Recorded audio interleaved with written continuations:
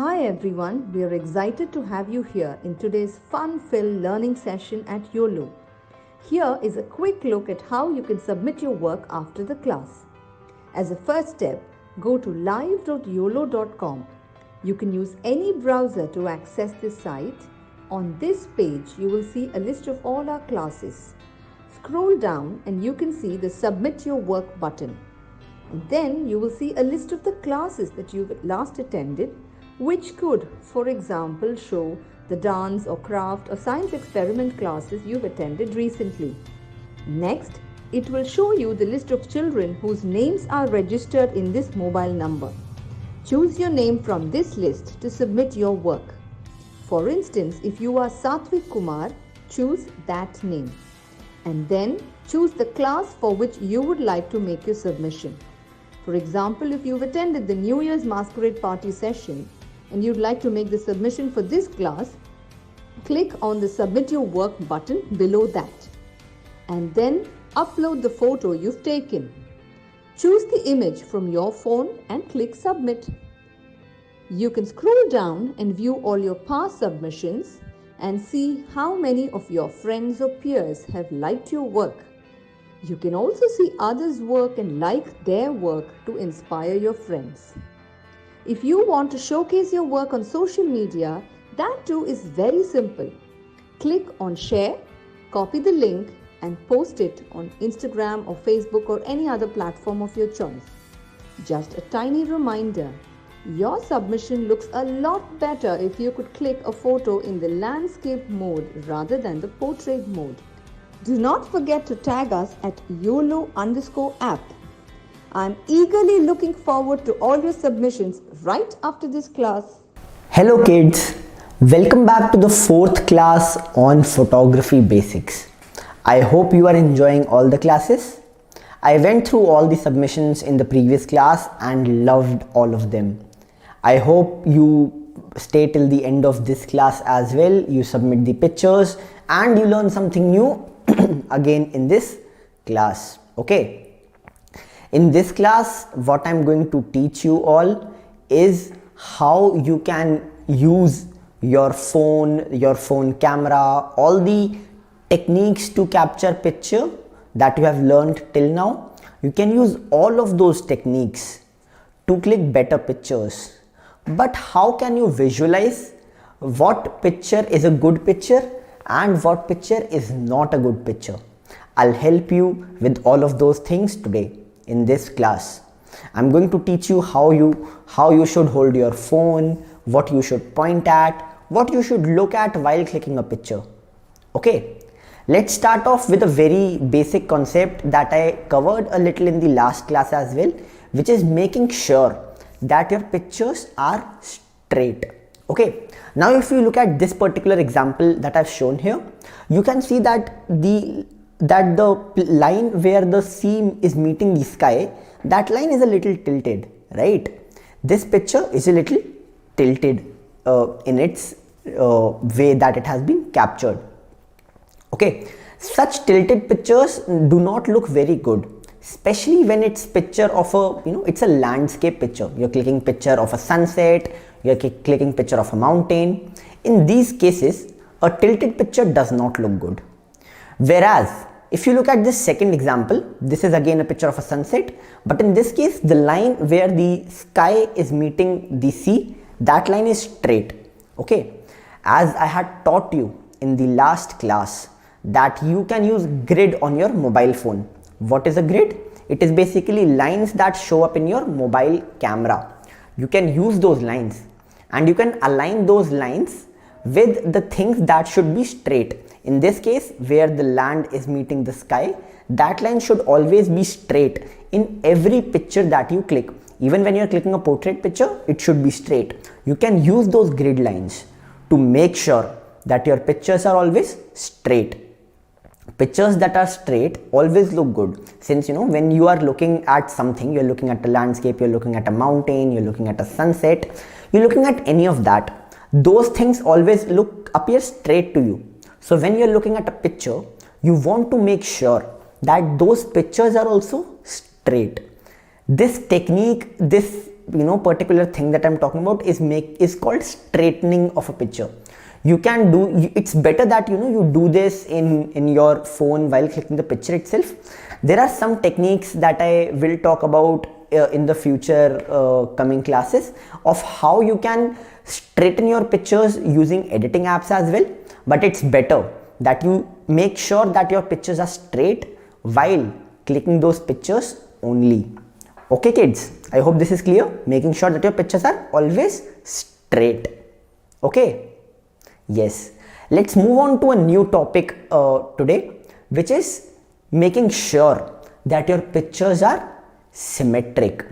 What is symmetric? What is symmetry? Okay, so if you look at this example that I have for you here, in the first picture on the left, you see that from the straight line that is going through the tree like figure that is there, you see that everything on the left from that line is same as everything that is on the right of that line. Okay, where it is written as symmetric. Okay, so if you look at that, at the example of the symmetric, everything on the left of the line is same as everything on the right of the line. That is what is known as symmetry. Okay, that in everything being same from a line of reference, from particular line that I can draw, an imaginary line. Okay, what it means in terms of photography. If you look at this particular picture here, okay, you see that if I draw a line in the center of the picture, let's imagine that there's a line in the center of the picture, then you see that everything that is on the left side of the picture is same as everything that is on the right side of the picture. Okay, you see that everything, like there are two pillars, one is on the left, one is on the right. You see that a circle is going on the left, a circle is going on the right. This is known as symmetry in pictures, that there is everything that is on the left is on the right, everything that is on the top is on the bottom as well. There could be some other examples to it, but in this case, everything that is on the left is also there on the right side of the picture. All right. Now I look at another example. This looks like a door and then pillars. So there are certain number of pillars on the left side of the picture. Then there are same pillars on the right side of the picture. And even you look at the round thing near the roof, even that exactly is same as it is on the left, exactly same as on the right. Okay, this is known as symmetry in pictures. I'll show you one more example. If you look at this example, you see that there is one line on the left that of rope is going, one on the right, then again on the left, then again on the right. You see that the bridge is going, and it's exactly the same in the left as well as on the right. What this helps make the picture is that the picture that you're clicking, if everything is same on the left and on the right side of the picture, these pictures look beautiful as they are balanced. Like you can see there's a pattern to it. Like there's a pattern. What is the pattern in this picture? That everything that is on the left part of the image exactly same as on the right part of the image. This is the pattern that is there in symmetric pictures. All right, kids. I think these examples are enough. I'll show you one example of non-symmetric picture now. Now this picture is definitely beautiful in itself, but this picture is not symmetric. Why is that? Because you cannot find one line from which everything on the left is same as everything on the right. All right. You see that there's a door which is on the left side, there's a window which is on the right side, but nothing is symmetric in this particular picture. Everything is different. There's no thing which is being repeated. There's no pattern that you see in this particular picture. Thus this picture is not symmetric. All right, kids, I hope this makes sense to all of you. Okay, now since we have learned something new, I'll give you a very short quiz and then we will discuss the answer and the solution to that quiz here. Use the link given below. Go to the quiz platform and answer the questions very, very quickly. Then we will discuss those questions and the solution to those questions here on the class itself. Okay, all right. So head over to the quiz and then we will discuss further here again. Okay, I'll give you a few minutes. Just go to the quiz and fill it quickly. Okay.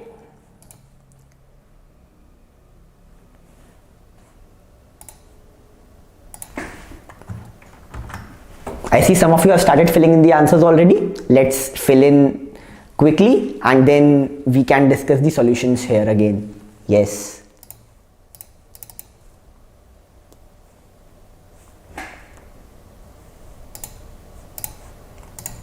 Let's give a few more seconds and then we will start discussing the answers here quickly. Okay.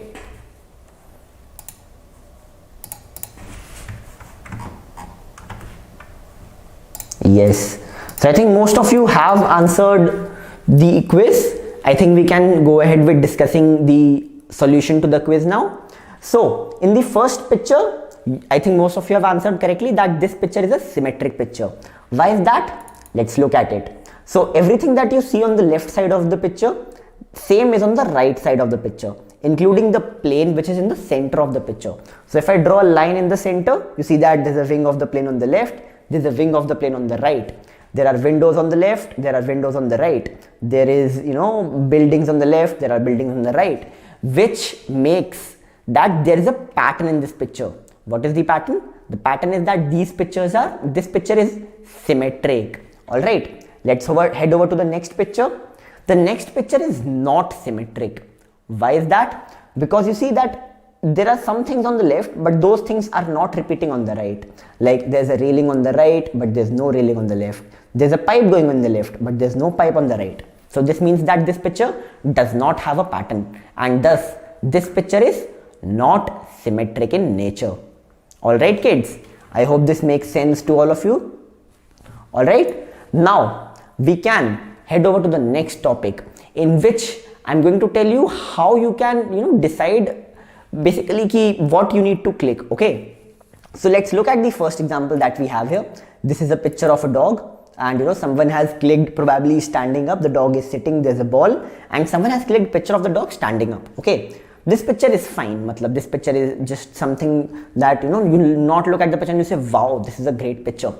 But if I change the angle of the picture, let's say the one who was clicking the picture, he sits down and he then clicks a picture of the dog from a lower angle. Okay, then you see that the result has changed significantly. Looks like the same dog, but then this picture is clicked from a very low angle. Someone probably sat down on the grass and then clicked the picture, and this makes the dog look very, very beautiful compared to the previous picture, where you can see only one part of the dog from a particular angle. But someone changed the angle, someone sat on the grass, someone did extra effort, and then they clicked the picture. That made the picture a lot more beautiful just by changing the angle. So always make sure kids that when you are clicking a picture, always try to click the same picture from 4 or 5 different angles, maybe from top, maybe from a side angle, maybe from a low angle. All these things, some maybe trial and error, you try, and then maybe 4 or 5 angles you try. All of them will not be beautiful, but out of those 4 or 5 angles will definitely be very, very different than what most of the people will be clicking.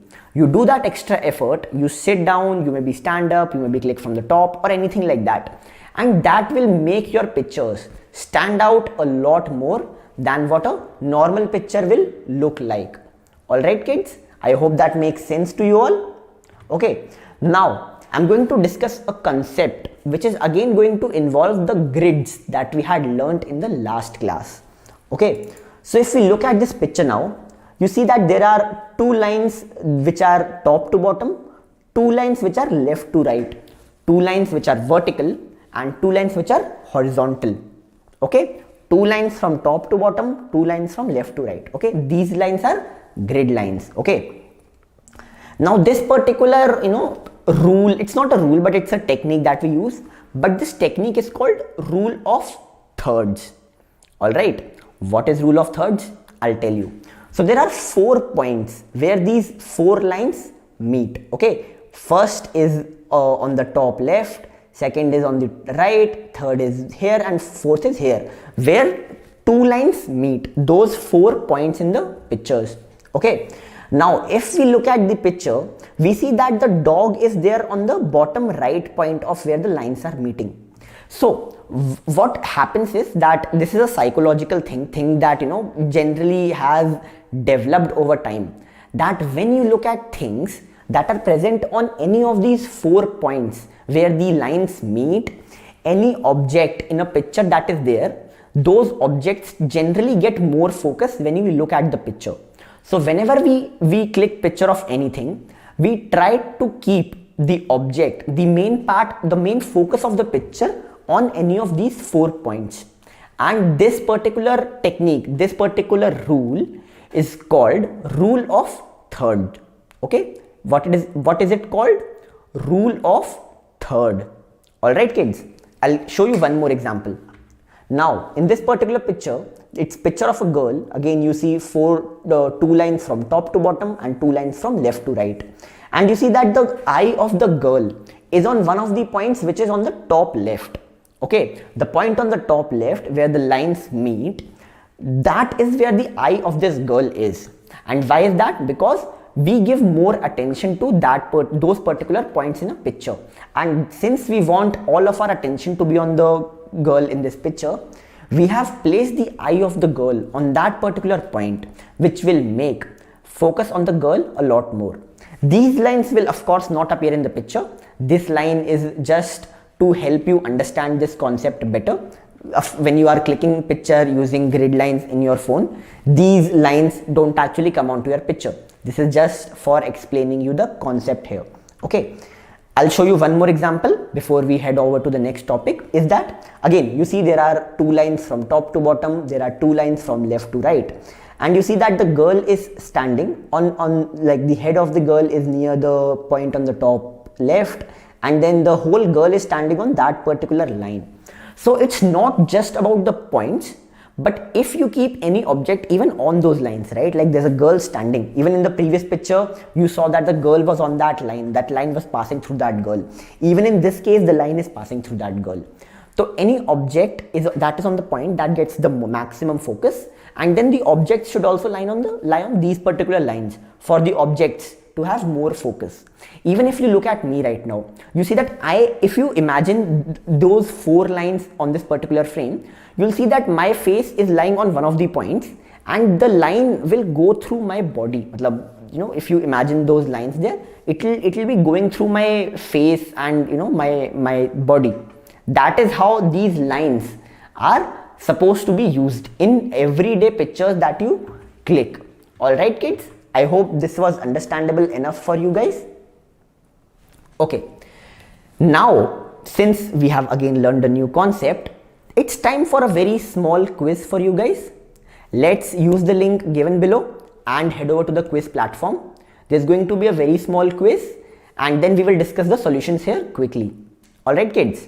Okay, so head over to the quiz platform and then we will discuss the solutions here quickly. Okay. Yes, I see that the answers have already started coming in. You guys have already started the quiz. I'll wait for a few more minutes for the rest of you to fill in the answers as well, and then we will start discussing the solutions here.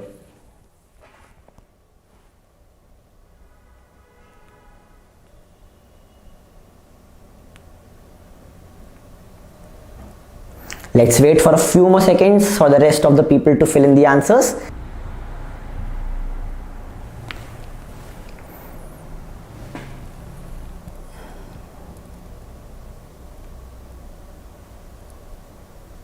Okay, let's start with the first question of this quiz. So in this case, which rule is being applied? I think it's evident that, you know, since we have placed the focus of the picture on the point where the lines meet, the technique that is being used in this picture is rule of thirds. Okay, the rule of third is being used here. All right, now if we look at the next picture, you see that the picture on the left is clicked from a lower angle, where the picture on the left is clicked from a higher angle. Someone is clicking the picture standing up probably. So the rule which is being used, the technique which is being used to make the picture a little better, that technique is changing the angle of the picture. All right, kids, I hope this was clear to you all. Awesome. Now just one last thing that I would like to discuss in this particular class is how you can use light to, you know, light in your pictures. All right, now if you look at the picture on the left, you see that, you know, there's someone is definitely standing in sunlight. They are standing with sun on the top of their head in a noon condition. But what you also see, if you look at it very closely, you see that near his eyes, you see that there is shadow coming on the face. You see that some part of his face has very dark, harsh light. Some part of his face is very light, like the left part of the face is very bright. But then you see that the right part of the face is very dark. It's under his eyes are also dark. Why is that happening? That is happening because he's standing in direct sunlight. And whenever you click picture of someone standing in direct sunlight, the pictures are going to look bad because it is going to, be very direct light on one part of the face, whereas the other part of the face is going to be dark. Or it can have shadows below your eyes or below your nose or on your mouth. Everything is going to be either too bright or everything is going to be too dark. Okay. Now if you look at the picture on the right, that picture was not clicked directly under the sunlight. That picture was probably clicked standing somewhere under a shade, maybe somewhere where sunlight is not hitting his face directly. So always make sure that whenever you're clicking picture of something, maybe your friends or maybe even an object, make sure that those objects are not in direct sunlight. You can obviously click pictures during daytime, but make sure that you click it under a covered condition where direct sunlight does not hit the face or the object that you are clicking picture of. Alright, now if I give you one more example, you look at the picture on the left, you see that there is direct sunlight hitting his left part of the face again, and you see that the right part of his face does not have any light. So the left part of the face is very bright, but the right part of the face is not very dark, but then left part is very bright and right part is normal as it should be. So that also looks not good. That does not look good, right? That one part of the face is very bright and one part of the face is normal. That is not good, right? But if you look at the right picture, you see that whole face of the boy is evenly light, evenly bright. Like you see that even the left, the right, the forehead, the mouth, every part of his face has even light. Every part of his face has good light available, which is not there on the picture on the left. So what we learned here, kids, that we should not click pictures standing directly in the sunlight. We should always try that we come in shade where we do not have direct sunlight hitting our face. Alright kids, I hope this was clear to you all. Yes, great. Now coming to the ending of this class, I will have one submission for you which is going to involve everything that you have learned till now. Whatever you have learned about using a camera on your mobile phone, using different modes, night mode, portrait mode, wide angle mode, zoom mode, everything that we have learned around that. What we have also learned is how you can focus on one part of the image, how you can adjust lighting in your image. You use that. You use how you can make your pictures look beautiful. You make sure that your pictures are straight. You make sure that you use symmetry in the picture wherever possible, that things on the left and things on the right are same. You use a pattern. You use a rule of third where basically you make sure that the object that you're clicking picture of, maybe a person or any object, that is placed on any of those 4 dots where the lines on your mobile screen meet. Okay, those lines do not come on your picture. They are just for helping you understand how you can click a picture, and they are just visible before clicking the picture. After clicking the picture on your mobile phone, those lines disappear.